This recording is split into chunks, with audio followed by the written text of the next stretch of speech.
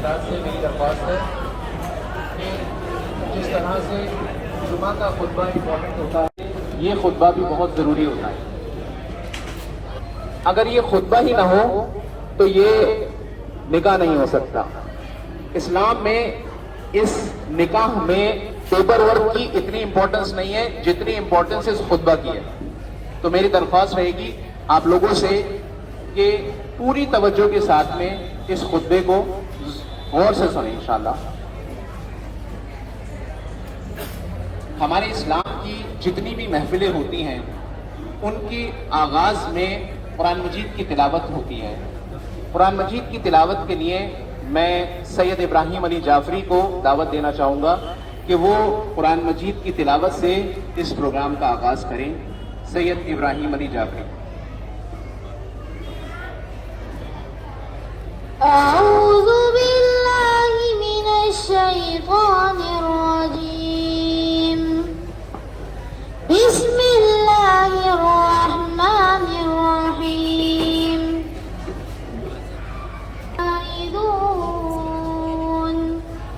لو أنزلنا هذا الخالق البارئ المصور له الأسماء الحسنى يسبح له ما في السماوات والأرض وهو العزيز الحكيم۔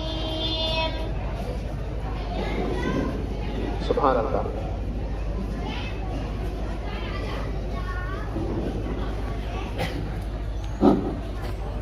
ان الحمد للہ نحمده ونستعینه ونستغفره ونعوذ باللہ من شرور انفسنا ومن سیئات اعمالنا من يهده الله فلا مضل له ومن يضلل فلا هادي له واشهد ان لا اله الا الله واشهد ان محمدا عبده ورسوله اما بعد فان خير الحديث كتاب الله وخير الهدي هدي محمد صلى الله عليه وسلم وشر الامور محدثاتها وكل محدثة بدعة وكل بدعة ضلالة وكل ضلالة في النار۔ اعوذ باللہ من الشیطان الرجیم، بسم اللہ الرحمن الرحیم۔ یا ایھا الذین آمنوا اتقوا اللہ حق تقاتہ ولا تموتن الا وانتم مسلمون۔ وقال یا ایھا الناس اتقوا ربکم الذی خلقکم من نفس واحدہ وخلق منها زوجها وبث منهما رجالا كثيرا ونساء واتقوا الله الذي تساءلون به والارحام ان الله كان عليكم رقيبا۔ وقال یا ایھا الذین آمنوا اتقوا اللہ وقولوا قولا سدیدا یصلح لکم اعمالکم ویغفر لکم ذنوبکم ومن یطع اللہ ورسولہ فقد فاز فوزا عظیما۔ قال النبی صلی اللہ علیہ وسلم النکاح من سنتی فمن لم یعمل بالسنتی فلیس منی، رواہ ابن ماجہ او کما قال علیہ الصلاۃ والسلام۔ ہر قسم کی حمد و ثنا اللہ رب العزت وحدہ لا شریک کے لیے ہیں۔ درود و سلام ہو پیارے نبی حضرت محمد مصطفیٰ صلی اللہ علیہ وسلم پر۔ اللہم صلی علی محمد وعلی آل محمد کما صلیت علی ابراہیم وعلی آل ابراہیم انک حمید مجید۔ اللہم بارک علی محمد وعلی آل محمد کما بارکت علی ابراہیم وعلی آل ابراہیم انک حمید مجید۔ اللہ کے رسول صلی اللہ علیہ وسلم ہمارے لیے اسوہ نمونہ بنا کر کے دنیا میں بھیجے گئے، مکمل۔ اللہ تعالیٰ نے فرمایا لَقَدْ كَانَ لَكُمْ فِي رَسُولِ اللَّهِ أُسْوَةٌ حَسَنَةٌ، تمہارے لیے محمد رسول اللہ صلی اللہ علیہ وسلم میں بہترین ایگزامپل ہے۔ اللہ کے رسول صلی اللہ علیہ وسلم نے نکاح کے محفل میں قرآن مجید کے 3 مقامات پر سے 4 آیات، سب سے پہلی آیت جو میں نے آپ کے سامنے تلاوت کی وہ سورہ آل عمران کی آیت نمبر 102۔ کیونکہ ہم لوگ عجم ہیں، عربی ہماری زبان نہیں ہے، تو میں کوشش کروں گا کہ ان آیات کا مختصر ترجمہ اور تھوڑی سی وضاحت آپ تک پہنچاؤں تاکہ ہمیں یہ معلوم ہو کہ اس موقع پر، اس عظیم موقع پر جہاں 2 لوگ ایک رشتے کے اندر بن رہے ہیں، اللہ تعالیٰ نے محمد صلی اللہ علیہ وسلم کے ذریعے سے یہ آیتیں ہمارے لیے کیوں رکھ دی گئی۔ اللہ تعالیٰ نے فرمایا یا ایھا الذین آمنوا اتقوا اللہ، اے لوگوں جو ایمان لائے ہو اللہ کا تقوی اختیار کرو، اللہ سے ڈرو، ولا تموتن الا وانتم مسلمون، اور یاد رکھو کہ موت نہ آئے مگر اس حالت میں کہ تم فرما بردار ہو۔ آپ سوچئے اس موقع پر تقوی کی تعلیم دی جا رہی ہے، جہاں دو خاندان جڑ رہے ہیں، کس لیے؟ کہ یہ رشتہ تم نے قائم تو کر لیا لیکن ان کے حدود یاد رکھنا، یہ تم قائم ہی تب کر سکتے ہو جب تم اللہ سے ڈرتے رہو گے۔ اور آپ سوچئے کتنی خوبصورت آیت ہے کہ موت نہ آنے پائے مگر اس حالت میں کہ تم فرما بردار ہو۔ مجھے بتائیے ہم میں سے کون شخص ایسا ہے جو اپنی موت کی گارنٹی لے لے گا؟ ہم سوچتے ہیں شاید 40 سال کے ہوں گے، 50 سال کے ہوں گے، 60 سال کے ہوں گے تب انتقال ہوگا، لیکن کوئی گارنٹی نہیں ہے۔ اصل میں اللہ تعالیٰ کیا فرمانا چاہ رہے ہیں؟ ہر وقت فرما برداری کرتے رہنا، موت کبھی بھی آ سکتی ہے۔ ہر وقت فرما برداری میں رہنا، موت کبھی بھی آ سکتی ہے۔ اور ہمارا معاملہ کیا ہوتا ہے؟ زندگی میں ایک ہی بار تو نکاح ہو رہا ہے، اس بار تو کرنے دو کھول کر کے۔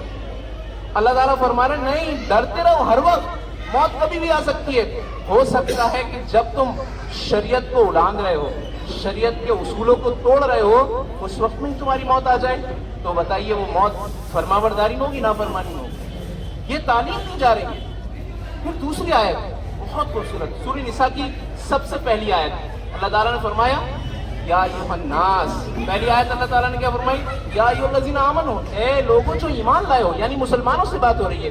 یا اللہ تعالیٰ نے کس سے بات کری؟ یا ایھا الناس، اے انسانوں، یعنی پوری نوع انسانی۔ اب یہ کان کھول کر کے سن لیں، یا ایھا الناس، یا ایھا الناس اتقوا ربکم الذی خلقکم من نفس واحدہ، تم بھی اللہ سے ڈرو، اور اللہ تعالیٰ نے تمہیں ایک نفس سے پیدا کیا۔ اللہ تعالیٰ نے پوری نوع انسانیت کو کیسے پیدا کیا؟ ایک آدم علیہ السلام سے، اور آدم علیہ السلام کی ہی پسلی سے حوا علیہ السلام کو پیدا کیا۔ آپ اندازہ کریے اللہ تعالیٰ نے سب کو، یعنی اس وقت یہ تعلیم دی جا رہی ہے، ہو سکتا ہے کہ تمہاری آپس میں رشتہ داری نہ ہو، لیکن کیا یہی رشتہ کافی نہیں ہے کہ تم سب کے ساتھ ایک ہی اولاد، ایک ہی انسان سے پیدا ہو؟ آدم علیہ السلام تمہارے بھی تو باپ ہیں، ان کے بھی باپ ہیں، یہی تمہارا رشتہ بہت بڑا ہے، اس سے بڑے رشتے کی کوئی ضرورت نہیں ہے تمہیں۔ لیکن ہم اکثر بھول جاتے ہیں، فلاں ہمارا رشتہ دار نہیں ہے، فلاں نے اس موقع پر یہ بات کہہ دی تھی، دور چلے جاتے ہیں۔ اللہ تعالیٰ نے باقاعدہ محمد صلی اللہ علیہ وسلم کے ذریعے سے اور مزید پیغام بھجوایا۔ آپ ان سے کہیے لا يدخل الجنت قطار، جنت میں داخل نہیں ہوگا رشتہ داریوں کو توڑنے والا۔ اور ہم رشتہ داریوں کو توڑنے سے پہلے لمحہ بھر بھی نہیں سوچتے، فلاں نے اس موقع پر ایسا کہہ دیا تھا تو نہیں۔ اور شادی بیاہ تو وہی موقع ہوتے ہیں جہاں آدھے رشتہ داروں کو ہم منا رہے ہوتے ہیں، صاحب آپ ہماری محفل میں آ جائیے، آپ آ جائیے، آپ آ جائیے، آپ آ جائیے، لیکن نہ ماننے کے لیے تیار نہیں ہوتے، اور پھر اس کے بعد ناراضگی شروع ہو جاتی ہے۔ یہاں ڈرتے رہو اللہ تعالیٰ سے۔ دیکھو کوئی گارنٹی نہیں ہے موت کی، اور پھر رشتہ داریوں میں اللہ تعالیٰ نے کثیر انسانوں کی تعداد صرف آدم علیہ السلام کے ذریعے سے ہی پیدا کر دی، انہی کے ذریعے سے پیدا کر دیے۔ تو تم اس وقت تقوی میں آ جاؤ، اللہ سے ڈرتے رہو۔ تیسری بات اللہ تعالیٰ نے ریزن بتایا کہ جو رشتہ داریاں ہیں ختم کب ہوتی ہیں اور ٹوٹتی کیوں ہیں، ان کا ریزن اللہ تعالیٰ نے اگلی آیت میں سورہ احزاب کی آیت نمبر 70 اور 71 جو دوسری، یا ایھا الذین آمنوا اتقوا اللہ، اے لوگوں جو ایمان لائے ہو اللہ سے ڈرتے رہو، اور کیا کہا؟ وَقُولُوا قَوْلًا سَدِیدًا، اور سیدھی بات، بالکل سچی اور سیدھی بات کہو۔ سدید جو ہے نا عربی میں تیر کو کہا جاتا ہے، یعنی وہ جو تیر بالکل نوک سیدھی ہوتی ہے، بالکل سیدھا والا جو تیر ہوتا ہے۔ پہلے تیر اندازی ہوتی تھی تو وہ ذرا سا بھی آڑا ہوگا تو وہ ایم سے چوک جائے گا، تو اتنی باریک اللہ تعالیٰ نے تعلیم دی کہ اتنا سیدھا ہونا چاہیے جیسے تمہارے تیر ہوتے ہیں جو تم جنگ میں استعمال کرتے ہو، بالکل اتنی سیدھی بات ہونا چاہیے، سچی اور سیدھی۔ اکثر ہم کیا کرتے ہیں؟ لچھے دار باتیں گھما گھما کر کے کرتے ہیں، جس وجہ سے رشتوں کے اندر کمزوری آ جاتی ہے رشتوں میں، اور ہمیں لگتا ہے کہ ہم بڑے سمجھدار ہیں، دنیا کی بڑی سمجھ ہے، ہم گھما پھرا کر کے بات کہیں گے تو بات سمجھ رہی، بات سیدھی کہیں گے تو آپ کی ایک امیج بن جائے گی، آپ کی ایک شخصیت بن جائے گی، پہچان بن جائے گی، یہ شخص بالکل سیدھی بات کرتا ہے، گھما پھرا کر کے بات نہیں کرتا ہے. اور رشتہ داری میں خاص طور کے اوپر شوہر اور بیوی کے لیے تقوی کی تعلیم کس لیے دی گئی؟ کیونکہ شوہر اور بیوی کے بیچ میں جب بھی کوئی اختلاف ہوگا تو اس کا تیسرا گواہ اللہ ہی ہوگا، کیونکہ آپس میں ہو رہا ہے، کوئی موجود نہیں ہے وہاں پر. اللہ سے ڈرتے رہو، کبھی بھی اختلاف نہیں ہوگا تمہارا.